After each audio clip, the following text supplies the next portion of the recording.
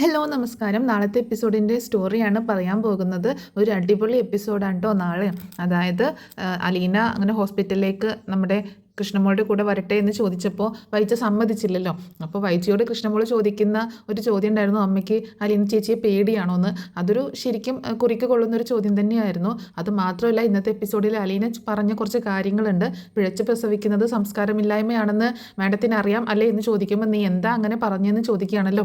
അപ്പോൾ പറയുന്നുണ്ട്, ഞാൻ എന്താ ഉദ്ദേശിച്ചതെന്ന് മാഡം ഒന്ന് ആലോചിച്ച് നോക്കിയാൽ മതി എന്ന് പറയണം. അത്രമാത്രം പറയുന്നേ ഉള്ളൂ. പക്ഷേ വൈജ അലീനയുടെ ആ സംസാരത്തിലാകെ പതറി പോകുന്നുണ്ട്.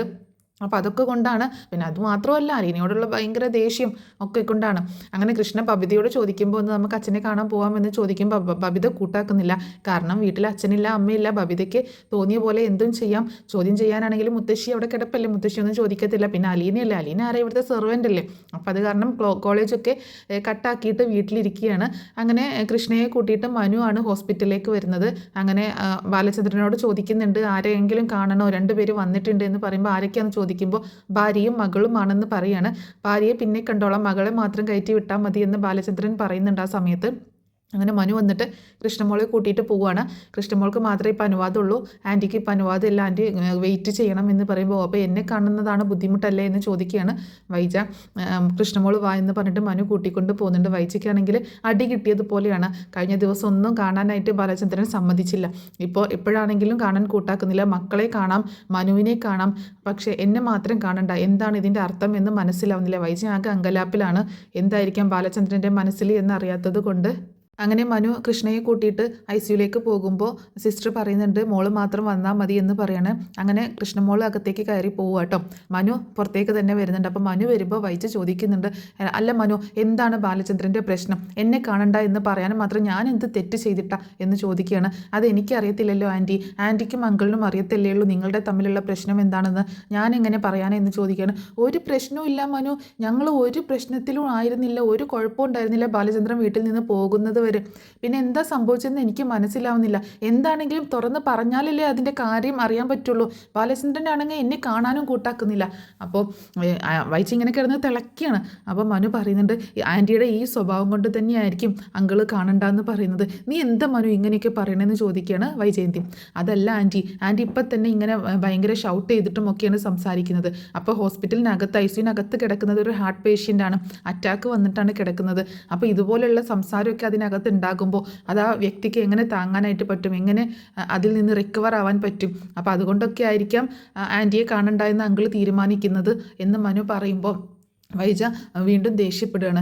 ഞാൻ അതിനൊന്നും ചെയ്തില്ല മനു, ഞാൻ എൻ്റെ ഭാഗത്ത് എന്തെങ്കിലും തെറ്റുണ്ടെങ്കിലില്ലേ, എൻ്റെ ഭാഗത്ത് ഒരു തെറ്റും ഇല്ല എന്ന് പറയുമ്പോൾ നമ്മൾ ചെയ്ത തെറ്റെന്താണെന്ന് നമ്മൾക്ക് മാത്രം മനസ്സിലാവത്തില്ല ആൻറ്റി. പക്ഷേ ലോകം മുഴുവൻ തെറ്റുകാരിയാണ് നിങ്ങളെന്ന് ചൂണ്ടിക്കാണിച്ചാലും ഞാനൊരു തെറ്റും ചെയ്തിട്ടില്ല എന്നേ നമ്മൾ പറയത്തുള്ളൂ. കാരണം നമ്മൾ ഒരു തെറ്റും ചെയ്തിട്ടില്ല എന്നാണ് നമ്മുടെ വിശ്വാസം. പക്ഷേ അങ്ങനെ ആയിരിക്കത്തില്ല ശരിക്കും റിയാലിറ്റി എന്ന് പറയണേ. നീ എന്തൊക്കെയാണ് മനു ഇങ്ങനെ വളച്ചൊടിച്ച് പറയുന്നത്? ഞാൻ എന്തെങ്കിലും ചെയ്തു എന്നാണോ നീ ഉദ്ദേശിക്കുന്നതെന്ന് ചോദിക്കുമ്പോൾ ഞാൻ അങ്ങനെയൊന്നും ഉദ്ദേശിച്ചില്ല, ഞാൻ അങ്കിളുടെ ഭാഗത്ത് നിന്ന് ആലോചിച്ച് പറഞ്ഞതേ ഉള്ളൂ.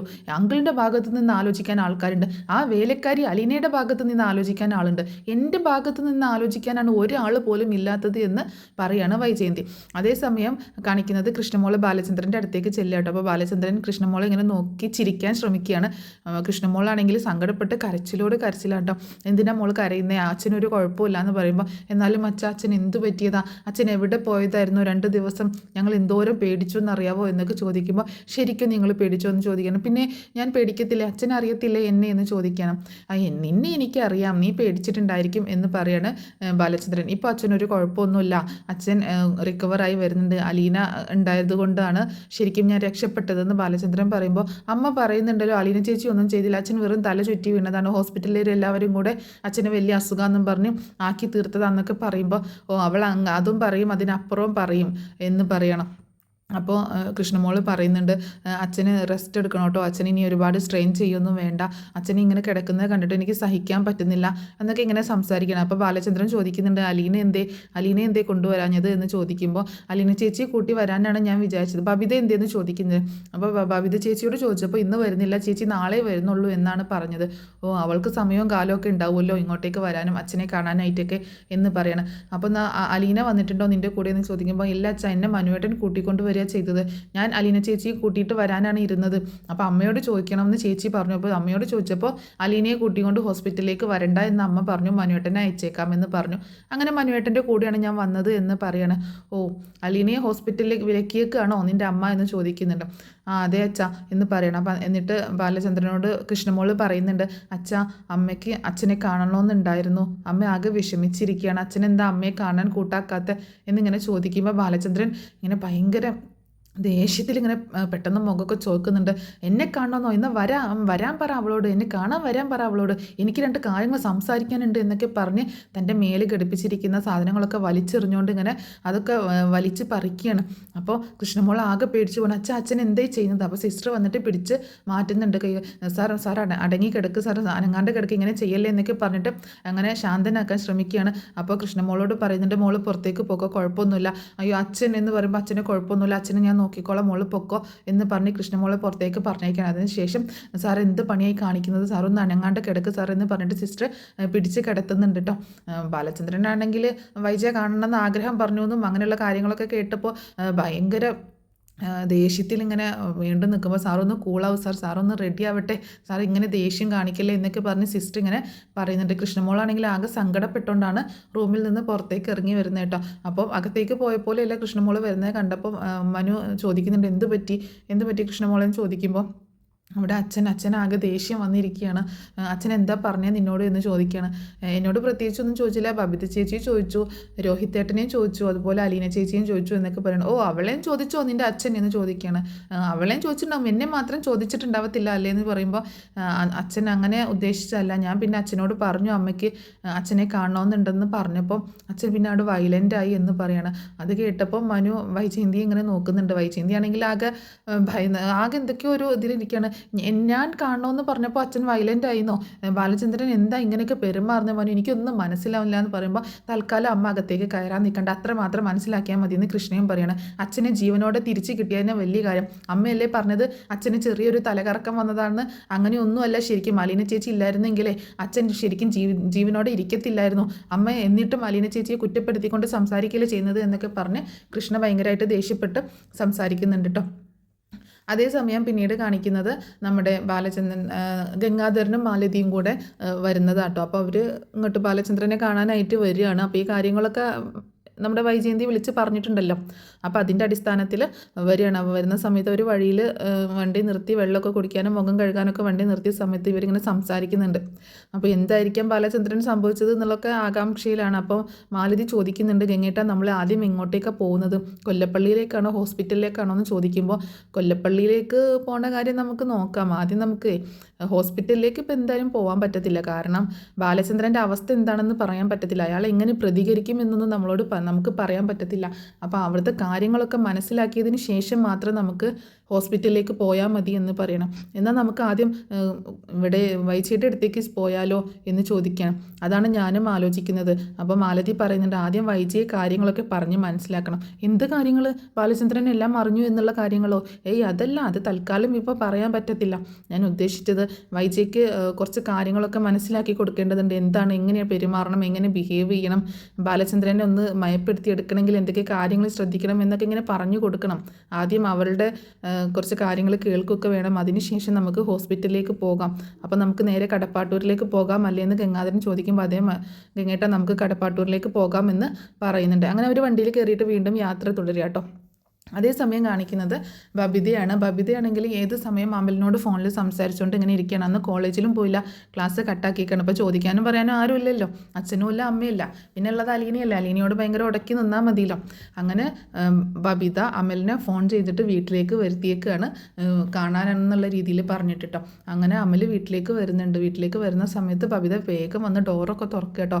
അപ്പോൾ അവർ ഫോൺ ചെയ്ത് പ്ലാൻ ചെയ്തിട്ടാണ് വന്നേക്കുന്നത്. അപ്പോൾ ആ സമയത്ത് അലീന അങ്ങോട്ടേക്ക് ചെല്ലുന്നുണ്ട്. അലീന ചോദിക്കുന്നുണ്ട്, ഇത് ആരാന്ന് ചോദിക്കുമ്പോൾ ഫ്രണ്ടാണ് എന്ന് പറയട്ടോ.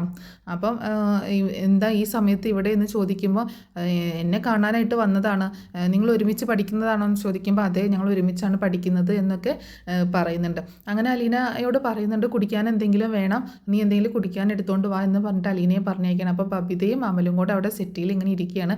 പിന്നെ അലീന പെട്ടെന്ന് വന്ന് നോക്കുന്ന സമയത്ത് ഇവർ ഭയങ്കര ക്ലോസ് ആയിട്ട് ഇരുന്നിട്ട് തോളയിലൊക്കെ കൈയിട്ടുകൊണ്ട് ഇരുന്നിട്ടൊക്കെയാണ് സംസാരിക്കുകയും അത്രയും അത് അലീനയ്ക്ക് എന്തോ പന്തികേട് തോന്നുകയാണ്. ഇതിവിടെ അനുവദിച്ചു കൊടുക്കാൻ പറ്റത്തില്ല എന്ന് തന്നെ അലീനയ്ക്ക് മനസ്സിലാവുകയാണ്.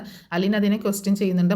ഇങ്ങനെ കൂട്ടുകാരനെ കാണാൻ വേണ്ടിയിട്ടാണ് ഇന്ന് ക്ലാസ് കട്ട് ചെയ്ത് വീട്ടിലിരുന്നതെന്ന് ചോദിക്കുമ്പോൾ നീ നിൻ്റെ കാര്യം നോക്ക്, എൻ്റെ കാര്യം നോക്കാൻ വരണ്ട, എൻ്റെ കാര്യം നോക്കാൻ എനിക്കറിയാം എന്ന് പറയുമ്പോൾ അലീന വീണ്ടും ദേഷ്യപ്പെടുകയാണ്. നിൻ്റെ കാര്യം നോക്കാൻ നിനക്ക് അറിയത്തില്ല ബബിത, അതുകൊണ്ടാണ് നിൻ്റെ കാര്യം നോക്കുന്നത്. ഇവിടെ അച്ഛനും അമ്മയും ഇല്ലാത്ത സമയം സുഹൃത്തിനെ വീട്ടിലേക്ക് വിളിച്ച് കയറ്റി കാണാം, നീയും രോഹിത്തിൻ്റെ പാത പിന്തുടർന്നാണോ നടക്കുന്നത് എന്നൊക്കെ ചോദിച്ച് ദേഷ്യപ്പെടുകയാണ്. അപ്പോൾ ബബിത പറയുന്നുണ്ട്, എൻ്റെ ഫ്രണ്ട് എന്നെ കാണാൻ എൻ്റെ വീട്ടിൽ വന്നതിന് നിനക്ക് എന്താ കാര്യം? നീ നിൻ്റെ ജോലി നോക്കിയാൽ പോലെ, നീ ഇവിടുത്തെ വെറും സെർവൻ്റ് അല്ലേ എന്ന് ചോദിക്കുമ്പോൾ ഞാൻ ഇവിടുത്തെ വെറും സെർവൻ്റ് തന്നെയാണ്, പക്ഷേ ഇവിടെ ഇപ്പം നിൻ്റെ അച്ഛനില്ല, നിൻ്റെ അമ്മയില്ല, അപ്പോൾ ഈ വീടിൻ്റെ ഉത്തരവാദിത്തം എനിക്കുണ്ട്. എന്നെ ഏൽപ്പിച്ചിട്ടാണ് അവർ രണ്ടുപേരും ഹോസ്പിറ്റലിൽ നിൽക്കുന്നത്. അപ്പോൾ ഇവിടെ ഇങ്ങനെയുള്ള കാര്യങ്ങൾ വകവെച്ച് കൊടുക്കാൻ പറ്റത്തില്ല. ഫ്രണ്ട് നിന്നെ കാണാൻ വന്നിട്ടുണ്ടെങ്കിൽ കണ്ട് എന്തിനാ വന്നു വെച്ചാൽ ആവശ്യം കഴിഞ്ഞ് പെട്ടെന്ന് പൊക്കോളണം, അല്ലാതെ ഇവിടെ ഇരുന്നുകൊണ്ട് ഒരുമാതിരി കോപ്രായങ്ങൾ കാണിക്കാനൊന്നും പറ്റത്തില്ല എന്നൊക്കെ പറഞ്ഞ് അലീന ദേഷ്യപ്പെടുമ്പോൾ അമൽ ചോദിക്കുന്നുണ്ട്, ഏതാ ഇവള്, ആരാ ഇത് എന്നൊക്കെ ചോദിക്കുമ്പോൾ ഇവിടുത്തെ സെർവൻ്റാണ് അമൽ, പക്ഷേ ഇവളുടെ ഭാവം കണ്ടു കഴിഞ്ഞാൽ ഇവിടുത്തെ മൂത്ത മകളാണ് എന്നുള്ളൊരു ഭാവമാണ് ഇവൾക്ക്, ഞങ്ങളെ കയറി ഭരിക്കാനൊക്കെ വരുന്നത് എന്ന് പറയുമ്പോൾ അമൽ, ഓ അങ്ങനെയാണോ, എന്നാൽ ഇവളെ എനിക്കൊന്ന് കൈകാര്യം ചെയ്യാം, എനിക്കൊന്ന് പരിചയപ്പെടണമല്ലോ എന്ന് പറഞ്ഞിട്ട് അമൽ എഴുന്നേറ്റ് വരുന്നുണ്ട് കേട്ടോ.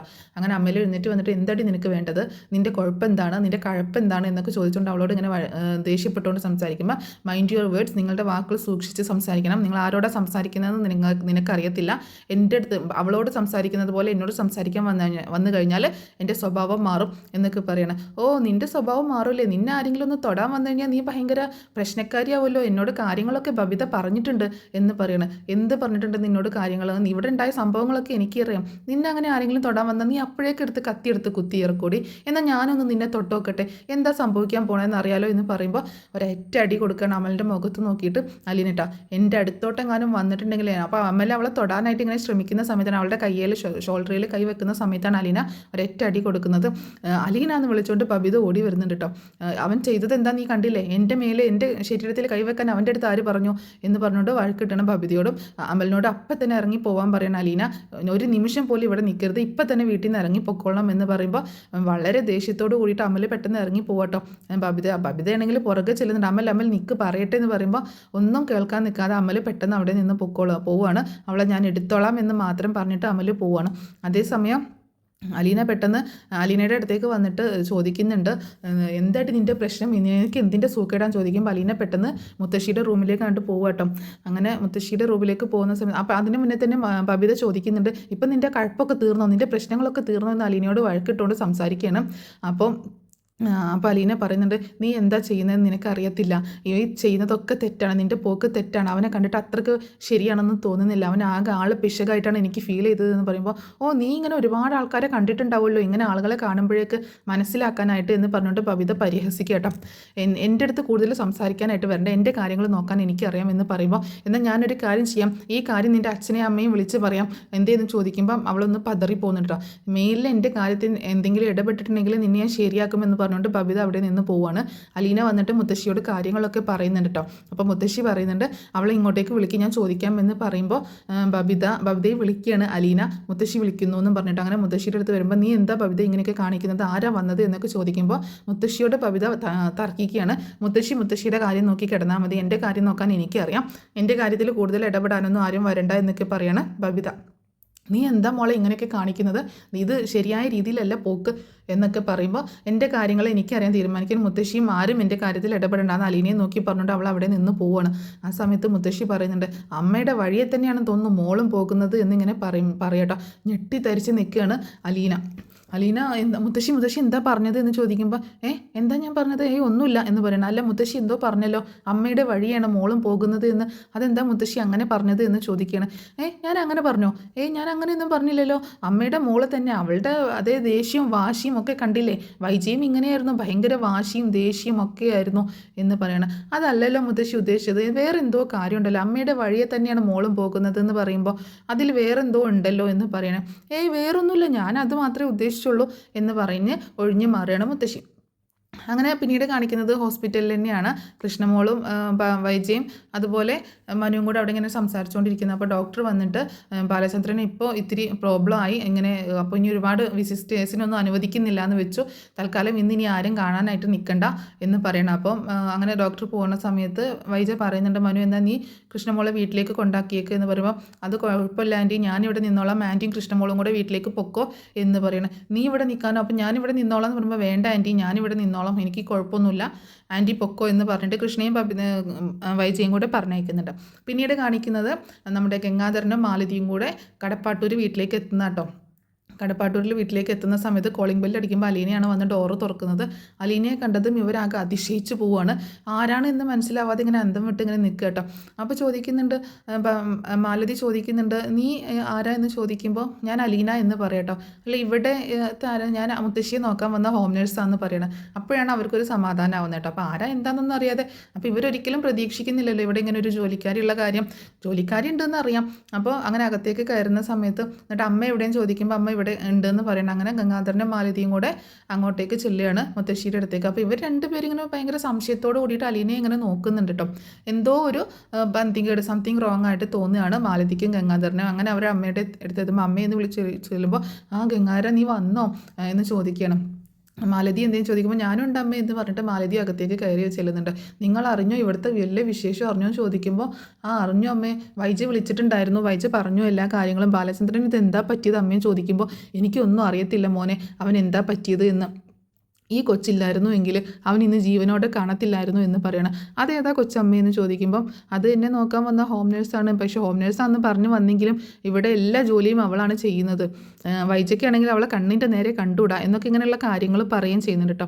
അപ്പം അവൾ എവിടുന്ന അമ്മ വരുന്നത് എന്ന് ചോദിക്കുന്ന സമയത്ത്, അവൾ തിരുവനന്തപുരത്ത് ഒരു ഓർഫനേജിലായിരുന്നു, നിൻ്റെ അച്ഛൻ പോയി കൊണ്ടുവന്നതാണ് എന്നെ നോക്കാനായിട്ട് എന്ന് മുത്തശ്ശി പറയുമ്പോൾ ആകെ ഞെട്ടിത്തെറിച്ചിരിക്കുകയാണ് മാലതിയും ഗംഗാധരനും. അങ്ങനെ അപ്പോൾ അലീനയെ ചുറ്റിപ്പറ്റി കുറച്ച് സംശയങ്ങളൊക്കെ ഉണ്ടാവുന്നുണ്ട്. അപ്പോൾ ഇത്രയും കാര്യങ്ങളൊക്കെയാണ് നാളത്തെ എപ്പിസോഡിൽ സംഭവിക്കുന്നത്.